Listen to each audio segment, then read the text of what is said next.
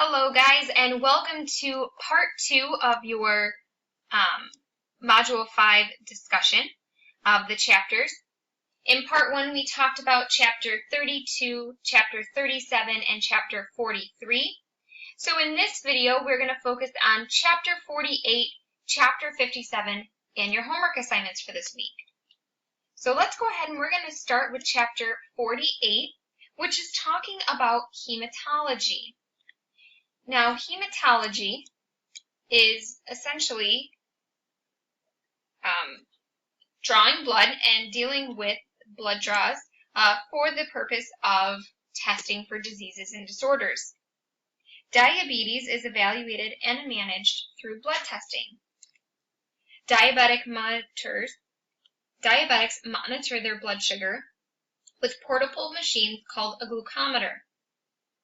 The physician may also order a hemoglobin A1C to test along the terms of the control of the diabetes.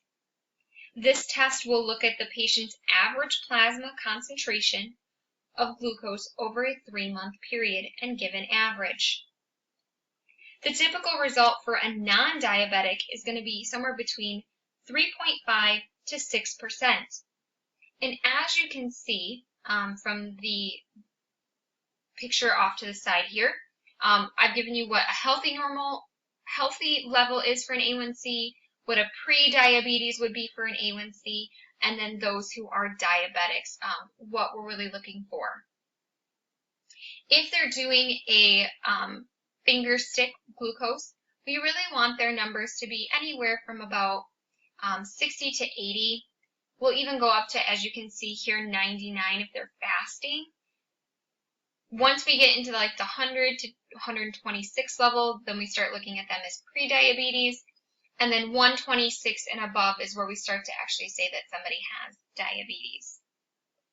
Now, the physician may also order what we call a glucose tolerance test, or a GTT. What will happen is blood will be drawn to detect a baseline fasting number, so a baseline glucose for the patient.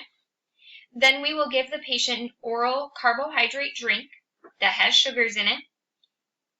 We will make them drink that, and then a half an hour after they're finished with it, we will redraw their blood. And then every hour afterwards, up to at least 5 hours, we will draw the patient's blood again. The important thing with that is that a patient cannot leave the office. They have to stay on the campus that is their blood is being drawn at until everything is done, which can be very uncomfortable for the patient, especially if they have other things that they need to be doing that day. Having to get stuck at your doctor's office for up to 5 hours is really not what anyone wants to do.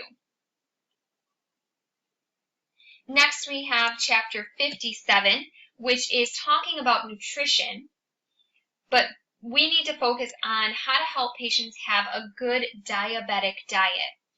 And that is something that can be therapeutic for them and designed specifically for the patient, and will have to change with every patient depending on how their diabetes is. We need to make sure that it is designed specifically for that diabetic patient. It can't be a blanket that covers all for everyone, unfortunately. When we're putting together this diabetic diet, there's several things that we need to look at. We need to consider the type of insulin therapy that the patient receives. If they're getting insulin via a pump or whether they give that to themselves, both types are very different and will change how that diet needs to be set up. We need to look at the severity of their diabetes. Are they in a pre-diabetic stage? Are they in an uncontrolled diabetic stage? Or are they actually having controlled diabetes? We need to look at the activity and exercise level of our patients. If they are a type of patient who we know, exercises 3 or 4 times a week, or maybe goes to the gym every day or something to that effect, that will change what we set up for that diabetic diet. But if they're the type of person who has a job where they sit for the majority of their day, then we need to also look at that, because we need to be able to monitor this based on how much they are actively using and how much they're actually exercising. We need to look at their ability for exercise or activity. Maybe they are someone who has a difficult time walking, or cannot walk because of a breathing issue, or they can't exercise because of a breathing issue, or something to that effect. We need to take that into consideration as well. If they don't have the ability to be active, then we need to adjust the diet based for that. We also need to look at the calories necessary to maintain the patient's weight. We don't want to give them too many calories where they start actually gaining weight. We want to be able to monitor that and actually contain it and keep it at a regular normal level, as opposed to actually increasing any of that. Alright guys, so between these two videos, we talked about chapter 32, which was the endocrine system. We talked about 37, which was actually dealing with assisting in that endocrine system.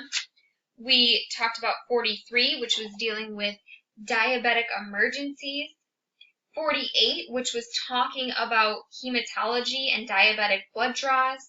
And finally, obviously, 57, which is talking about diabetic diets and nutrition.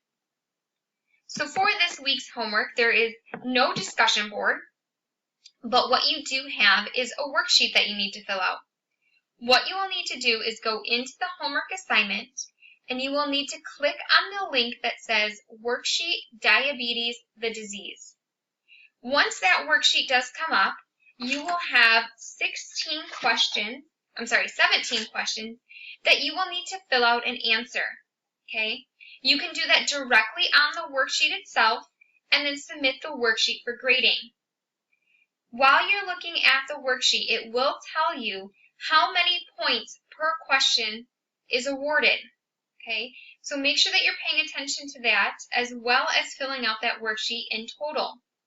Again, you can download this worksheet, fill in your answers on the worksheet, and submit that for grading. Now, this assignment will be due no later than Sunday, August 6th by midnight.